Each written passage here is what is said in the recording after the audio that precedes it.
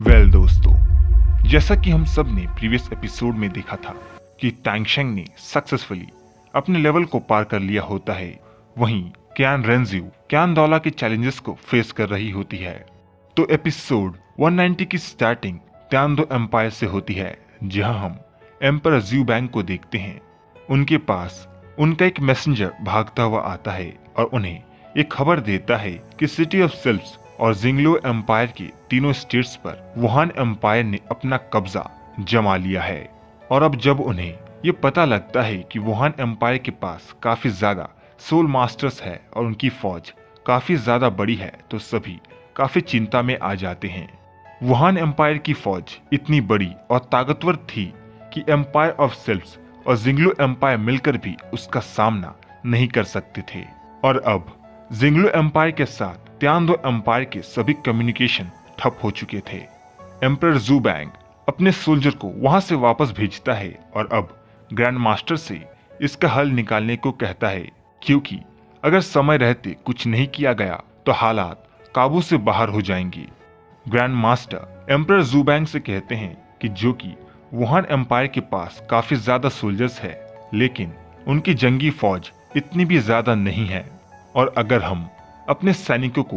Border पर तैनात कर देते हैं तो इससे हम वुहान एम्पायर के अटेंशन को अपनी ओर खींच सकते हैं, और जब उनका ध्यान सोल्जर्स की ओर होगा तो तब हम एक स्ट्रॉन्ग ऑब्जर्वर टीम बनाकर वुहान एम्पायर के इंपीरियल पावर एरियाज से बचते हुए उत्तरी समुद्री रास्ते से एक बार फिर से जिंगलो एम्पायर के साथ कनेक्शन बिल्ड कर सकते हैं। ये सुनकर एम्परर ग्रैंड मास्टर से काफी ज्यादा इंप्रेस होते हैं, लेकिन समस्या ये होती है कि आखिर कौन आगे आकर फौज को गाइड करेगा। और फिर सेट मास्टर निंग सामने आते हैं और एम्परर को आश्वासन देते हैं कि वो ये काम बखूबी कर दिखाएंगे। अब उनके बीच और भी ज्यादा बातें होती है और हमें ये पता लगता है कि अभी त्यानदो एम्पायर में 3 एजुकेशनल काउंसिल मिनिस्टर्स हैं, जो कि असल में वुहान एम्पायर से ताल्लुक रखते हैं, और अगर समय रहते हम उन्हें अपने साथ मिला लेते हैं तो इससे हमारा काफी ज्यादा फायदा हो सकता है। इस पर मिस्टर निंग भी राजी हो जाते हैं और जल्द ही एक एग्रीमेंट करने का डिसाइड करते हैं।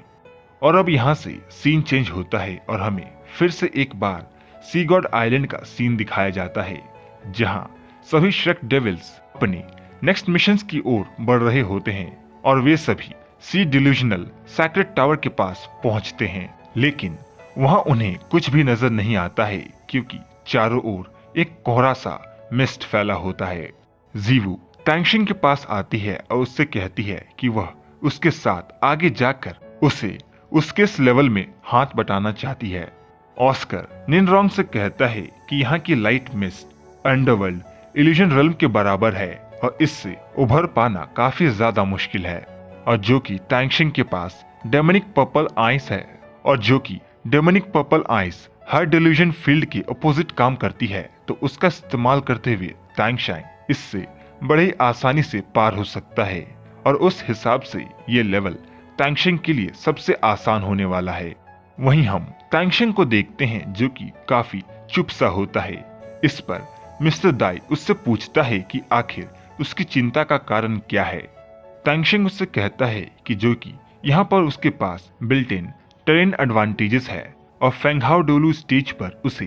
ग्रेटेस्ट डेवलपमेंट का फायदा हो सकता है। हालांकि उसके पास डेमोनिक पर्पल आई है जो कि दुनिया की हर फील्ड को एक्सटेंड कर जाती है, लेकिन फिर भी उसका इस्तेमाल करते हुए टैंगशिंग को इस डिल्यूजन realm से उभर पाना काफी ज्यादा मुश्किल होगा। अब निनरोंग अब टैंगशिंग से कहती है कि उसे इस इनिशिएटिव को लेना ही होगा और सबसे पहले इस ओपोनेंट फील्ड में उसे एंट्री मारनी होगी, क्योंकि हम चाहकर भी ओपोनेंट के पोजीशन को नहीं भाप सकते हैं। और टैंगशिंग के पास एक एडवांटेज तो है जो कि उसकी डेमोनिक पर्पल आइस है।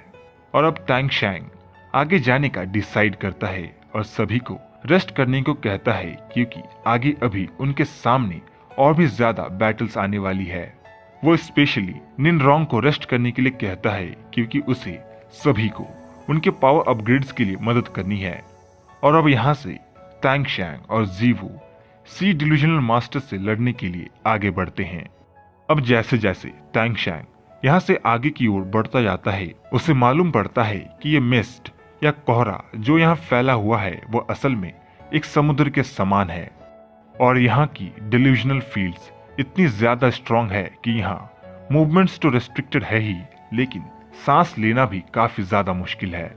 जैसे जैसे टैंगशैंग आगे बढ़ता है तो उसे शाओबाई की कही बात याद आती है, जब शाओबाई ने उन सभी को सी डिल्यूजनल मास्टर्स के पावर्स के बारे में बताया था और कहा था कि सी डिल्यूजनल मास्टर की गार्डियन सोल काफी ज्यादा रेयर और यूनिक है और इस वजह से डिल्यूजनल सी मास्टर को डिल्यूजनल स्नेक के नाम से भी जाना जाता है और उसकी शक्तियां गार्डियन सोल ऑफ मास्टर और वेपन मास्टर के बीच में आती है और अपनी इनेट फील्ड की शक्तियों की वजह से सी डिल्यूजनल मास्टर सभी 7 टावर प्रोटेक्टर मास्टर्स में से तीसरे नंबर पर आता है, जो कि सी ड्रैगन मास्टर और लैंसेट फिश के बाद ही है। निनरोंग अब शाओबाई से पूछती है कि आखिर सी डिल्यूजनल मास्टर की डिफॉल्ट फील्ड कितनी ज्यादा स्ट्रॉन्ग है। शाओबाई उससे कहती है कि उसे इसके बारे में कुछ भी पता नहीं है क्योंकि उसने खुद में इसे कभी भी एक्सपीरियंस नहीं किया है, लेकिन जहां तक उसे पता है कि इसी इनेट फील्ड की वजह से सी ड्रैगन मास्टर भी सी डिल्यूजनल मास्टर के खिलाफ जाने से डरता है। अब यहाँ से सीन प्रेजेंट में आती है और हम टैंगशैंग और जीवू को देखते हैं जो कि इस डिल्यूजन रिल्म में आगे बढ़ रहे होते हैं, लेकिन सी डिल्यूजनल मास्टर का कहीं भी कोई भी अता पता नहीं होता है। टैंगशैंग अपनी पावर ऑफ माइंड का इस्तेमाल करते हुए सी डिल्यूजनल मास्टर को खोजने की कोशिश करता है, पर वह इसमें नाकाम हो जाता है क्योंकि यहाँ की फील्ड स्ट्रेंथ काफी ज्यादा स्ट्रांग होती है और इस वजह से उसकी माइंड पावर भी काफी ज्यादा कम हो चुकी थी और अब उनके सामने कुछ भी क्लियर नहीं होता है और यहीं पर यह एपिसोड खत्म हो जाता है। तो दोस्तों, अगर आपने अभी तक हमारे चैनल को सब्सक्राइब नहीं किया तो क्या कर रहे हो यार, जाके सबसे पहले हमारे चैनल को सब्सक्राइब करो। हम जल्द ही मिलेंगे आपसे सोल लैंड के नेक्स्ट वीडियो के एक्सप्लेनेशन के साथ। तब तक के लिए धन्यवाद।